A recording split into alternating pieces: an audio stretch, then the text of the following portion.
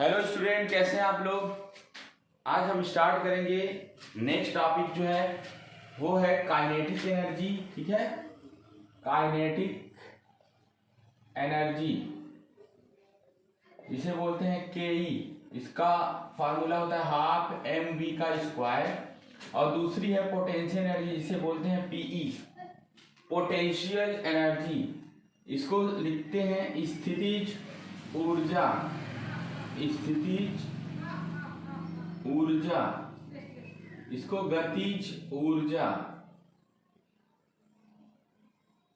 तो ये होता है mgh के बराबर। ठीक है, चलिए, गतिज ऊर्जा, स्थितिज ऊर्जा, पोटेंशियल एनर्जी, काइनेटिक एनर्जी, इन दोनों फार्मूले को हमको डिराइव करना है कैसे ये आया है। ठीक है, तो तैयार हो जाइए। तो सबसे पहले हम चलिए कर देते हैं, आप जो कहेंगे वो पहले कर देंगे। काइनेटिक एनर्जी कर दें। चलिए, काइनेटिक एनर्जी का हेडिंग डालिएगा, डेरिवेशन कैसे आया काइनेटिक एनर्जी, काइनेटिक एनर्जी। ठीक है, चलिए, गतिज ऊर्जा हमको लाना है। तो हम क्या करेंगे, लेटस एज्यूम करेंगे, एज्यूम करेंगे क्या, assume an object having mass m, moving with initial velocity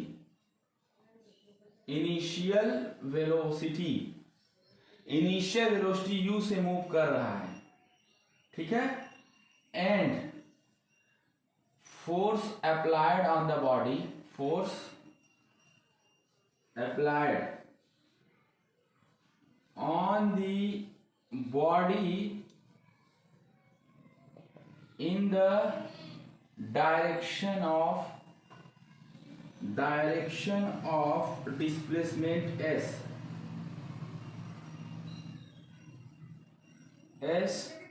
ठीक है, इज एफ। चलिए, अभी हमने क्या लिखा है कि हम कॉन्टेक्स्ट में जा रहे हैं कि एज्यूम किया एक ऑब्जेक्ट है जिसका मास है m, मूव कर रहा है इनिशियल वेलोसिटी u से, और उस पर मूव कर रहा है तो कुछ तो फोर्स लग रहा होगा कि अपने आप मूव कर रहा है, फोर्स लग रहा होगा। तो वो फोर्स है f। कौन सा है f, जो किस डायरेक्शन में लगा है, डिस्प्लेसमेंट की डायरेक्शन में, in the direction of displacement s। ठीक है ना। तो जब फोर्स लगेगा और कुछ डिस्प्लेसमेंट होगा, जब किसी भी ऑब्जेक्ट पर फोर्स लगेगा और उसमें डिस्प्लेसमेंट होगा, ठीक है, डिस्प्लेसमेंट होगा ए से बी तक और फोर्स लगेगा, तो वहां पर हो जाएगा वर्क। ठीक है, वर्क हो जाएगा। तो यहां पर वर्क इस कंडीशन में हो जाएगा F इंटू एस। एस मतलब चली गई डिस्टेंस या डिस्प्लेसमेंट, तो फोर्स और डिस्प्लेसमेंट का मल्टीप्लाई वर्क के बराबर हो गया।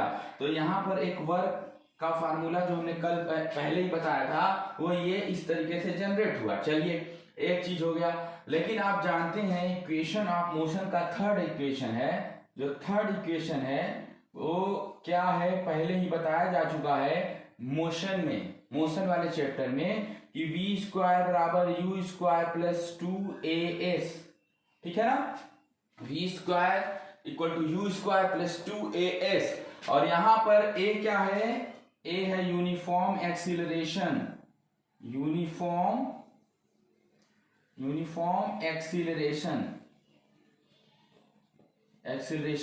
यूनिफॉर्म एक्सीलरेशन का मतलब जब कोई भी वेलोसिटी चेंज होती है, तो जब चेंज वेलोसिटी होगी तो एक्सेलरेशन वहां आ जाएगा। तो माना कि वेलोसिटी चेंज कहां से हुई होगी, u से v हो गई होगी। जो ये ऑब्जेक्ट जो चल रहा है इनिशियल वेलोसिटी u है, तो उसकी हमेशा u नहीं रही होगी, चेंज हो गई। अच्छा, जब चेंज हो गई तो u से वेलोसिटी चेंज होके v हो गई, ये चेंज होके v हो गई जब, तो हम क्या बोलेंगे कि इसमें एक एक्सीलरेशन भी आया होगा जब चेंज हुई होगी, तो उसे कहेंगे यूनिफॉर्म एक्सीलरेशन a। ठीक है, और याद रखिएगा ये चेंज क्यों हुआ होगा, जब वर्क होगा, because of work, because of work, ठीक है ना। जब वर्क डन होगा तो जाहिर सी बात है वेलोसिटी चेंज होगी। इतना नोट करिए, फिर यहां पे ड्राइव कर दे रहे हैं।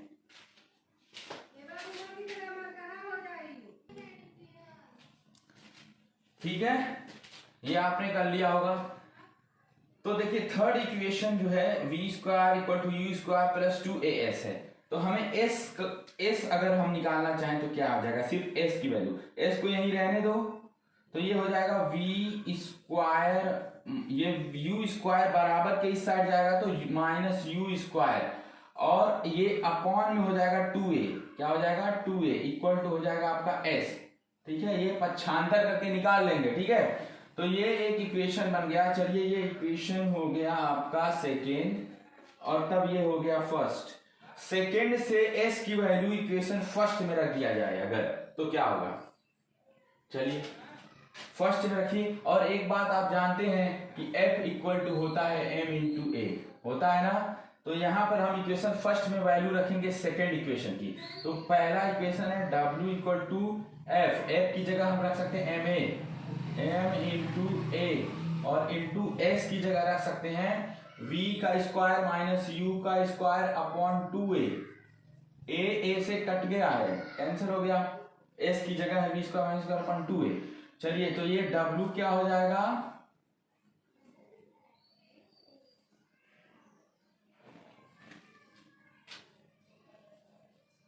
ठीक है, w हो जाएगा m इंटू वी का स्क्वायर माइनस यू का स्क्वायर अपॉन 2। ठीक है, अपॉन 2 हो गया। सही से लिखते हैं, कायदे से क्या हो रहा है। चलिए ऐसे हो गया। अगर हम initial velocity u equal to 0 ले लें, यहां पर if initial velocity u equal to 0 ले लें तो क्या होगा, यानी इक्वेशन में u की जगह 0 रख देंगे तो ये क्या बच जाएगा, w बराबर बच जाएगा, आप देखेंगे कि m/2 v का स्क्वायर बच जाएगा। इसी को हम लिख सकते हैं w बराबर हाफ m v का स्क्वायर।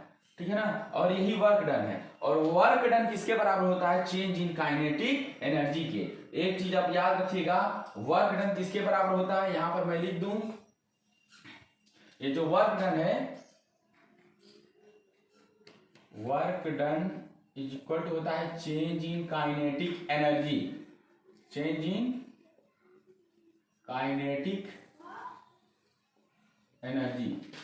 वर्क डन मतलब चेंज इन काइनेटिक एनर्जी। पहले काइनेटिक एनर्जी कुछ और रही होगी, जब आप वर्क करेंगे तो उसकी एनर्जी बदलेगी। काइनेटिक एनर्जी का मतलब क्या होता है, फिर से देख लीजिए अब सामने। जब ये वस्तु रुकी हुई है, जब ये ऑब्जेक्ट रुका हुआ है रेस्ट पोजीशन पर, तो इसमें काइनेटिक एनर्जी नहीं है, इसमें है पोटेंशियल एनर्जी। जब ये मूव किया तो मूव करने का मतलब इस पर वर्क करना पड़ेगा ना, आपको फोर्स लगाना पड़ेगा और डिस्प्लेसमेंट होगा तो वर्क होगा। तो यानी इसकी पोटेंशियल एनर्जी में चेंज, काइनेटिक एनर्जी में भी चेंज होगा ना, क्योंकि उसकी एनर्जी जो थी उसमें अब चेंज हो गया। तो हमेशा याद रखिए, जब मैं चलने लगा तो काइनेटिक एनर्जी आ गई, रुक गया तो पोटेंशियल पे हूं, फिर चलने लगा तो काइनेटिक एनर्जी। और काइनेटिक एनर्जी जब मैं चल रहा हूं तो वो वर्क भी तो कर रहा हूं, तो वही होता है कि वर्क डन बराबर चेंज इन काइनेटिक एनर्जी। तो अब आप इसे लिख सकते हैं कि के ई, यानी कि वर्क डन किसके बराबर है, चेंज इन काइनेटिक एनर्जी। तो काइनेटिक एनर्जी बराबर हो जाएगा हाफ एम वी का स्क्वायर, और यही चीज आप यहाँ वर्क डन के बराबर भी लिख सकते हैं। अब कहेंगे sir change in kinetic energy क्या है, तो इनिशियल काइनेटिक एनर्जी और फाइनल काइनेटिक एनर्जी दो है, दोनों का डिफरेंस करना पड़ेगा। जैसे कि फाइनल काइनेटिक एनर्जी अगर आएगी तो हम यहाँ पर लिख सकते हैं जैसे कि हाफ एम वी का square minus half M U का square equal to change in kinetic energy delta K E. समझ रहे हैं आप, change in kinetic energy delta K E का मतलब चेंज इन काइनेटिक का मतलब जो बाद में वेलोसिटी हुई है उसकी एनर्जी जो काइनेटिक है, उसमें से जो पहले वेलोसिटी थी इनिशियल, उसकी काइनेटिक एनर्जी उसी ऑब्जेक्ट की, सेम ऑब्जेक्ट की, जब आप सब्ट्रैक्ट कर देंगे तो चेंज इन काइनेटिक एनर्जी निकल के आएगा। वैसे इतना ही इस प्रूफ में एनफ है आपके लिए। ठीक है, ये नोट करिए, फिर हम निकालेंगे पोटेंशियल एनर्जी। ठीक है,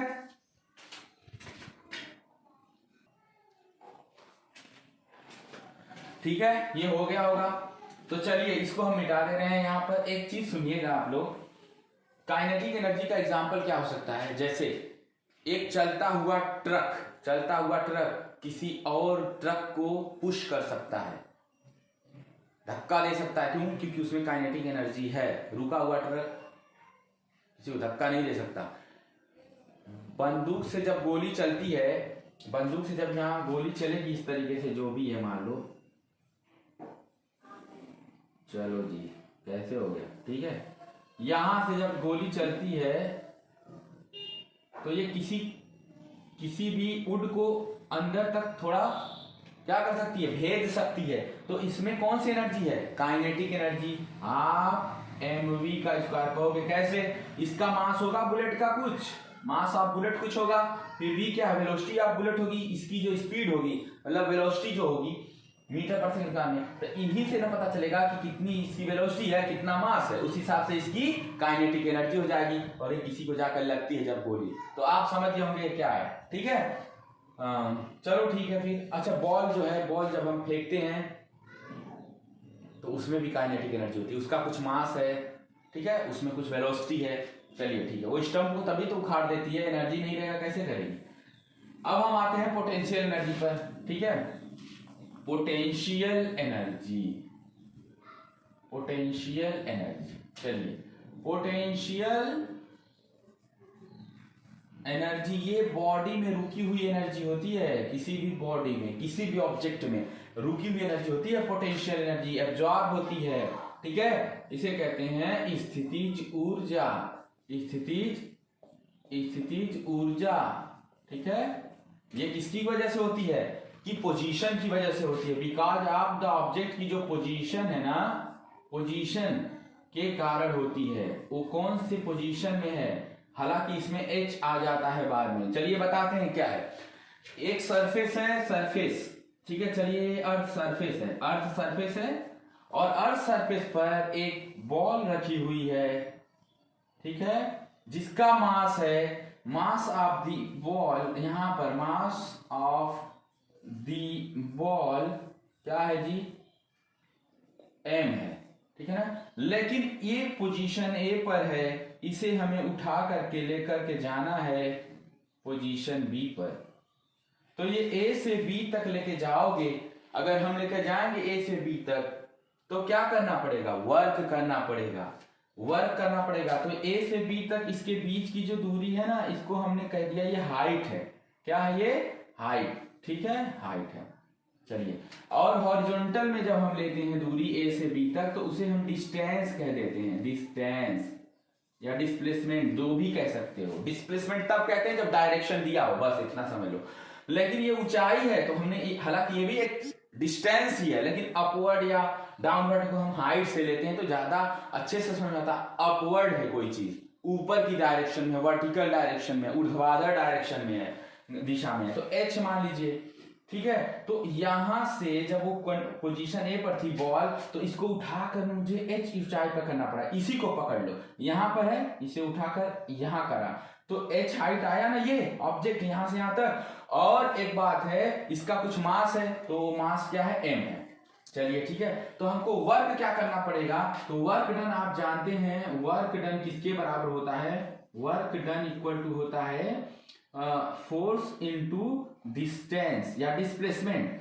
तो अब यहां पर फोर्स क्या लगा? फोर्स क्या लगा? अब बताइए, फोर्स क्या लगा? फोर्स लगेगा इस पर, क्योंकि ये मास है। तो जब फोर्स बराबर आप जानते हैं कि m इंटू ए होता है, लेकिन ये फोर्स, ये मास तो m हमको पता चल गया कि ये बॉल कुछ वजन की है, मास m है। इसको जब आप उठा के लेके जाओगे तो इस पर g काम करेगा, क्योंकि ये अपवर्ड डायरेक्शन में जा रहे हो। तो a की जगह पर यहाँ पर g रख देंगे, तो वो फोर्स निकल के आ जाएगा mg, m इंटू जी, तो ये फोर्स हो जाएगा। और जब आप यहां से यहां तक लेकर गए ही हैं बॉल को, मान लीजिए इमेजिन करिए कि बॉल यहां पर आ गई है, ये बॉल यहां पर आ गई है, तो जब ये यहां से यहां तक लेकर गए तो वर्क तो किए होंगे, कुछ काम में किए होंगे, तो वर्क डन किसके बराबर होगा? फोर्स इनटू डिस्टेंस के। और डिस्टेंस s बराबर हमने क्या रखा है? ये h जो ऊंचाई है ना, वही s के बराबर है। s कब होता है? ऐसे, लेकिन है तो ये भी दूरी, तो s और h समझने के लिए इसलिए दिया गया कि ये हाइट है, ऊंचाई है, तो s h के बराबर होगा। तो यहाँ पर हम रखेंगे जब वैल्यू यहाँ पर F बराबर mg रखेंगे, mg और इंटू s बराबर h रख देंगे h, तो क्या ये नहीं निकल के आ गया mgh, और वर्क डन किसके बराबर होता है, चेंज इन पोटेंशियल एनर्जी के भी बराबर होता है। तो याद रखिएगा वर्क डन जो होगा तभी होगा जब उसमें एनर्जी होगी, तो इसे हम कहेंगे पोटेंशियल एनर्जी। कौन सी energy, potential energy. Potential energy देखो mgh के बराबर होगी क्योंकि हमने वर्क किया है। तो अब यहाँ पर बच्चे समझ नहीं पाएंगे कि सर ये पोटेंशियल एनर्जी क्यों आ गई।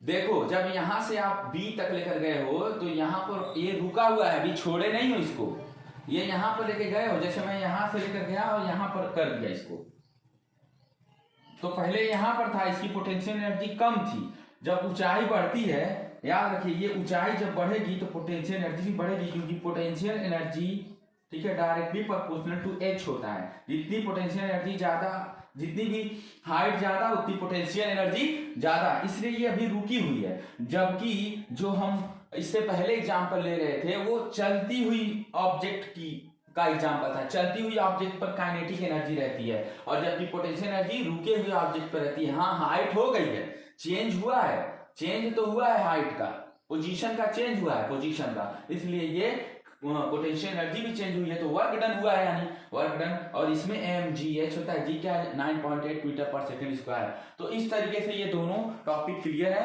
अच्छा एक चीज और देख लीजिए, यहाँ पर इस तरीके से धनुष, चलिए इस तरीके से बो मतलब धनुष होता है ना जी, चलिए यहाँ पर है, और पता है आपको इस तरीके से जब ये आप इसे ऐसे ही अभी लगाए हो तो थोड़ी ना पोटेंशियल एनर्जी आई, जब इसे यहाँ खींच दोगे, यानी इसकी पोजीशन देखो इस तरीके से खींच दोगे, जब धनुष को ऐसे खींच दोगे तो अब पोजीशन चेंज हो गई है, यहाँ थी यहाँ हो गई, पोजीशन के कारण होता है ऐसे चेंज हो गई है। अब इसमें एक एनर्जी आ गई है जिसे कहेंगे पोटेंशियल एनर्जी, जैसे छोड़ोगे तो ये आगे जाएगा क्योंकि उसमें एनर्जी स्टोर है। तो कितना इंपॉर्टेंट है और कितना इजी है। नेक्स्ट में अब क्या करेंगे, जो बचा हुआ है टॉपिक उसे क्लियर करेंगे, ठीक है, एक ही लेक्चर में और ये कंप्लीट हो जाएगा चैप्टर, फिर साउंड स्टार्ट करेंगे, ठीक है, तब तक देखते रहिए।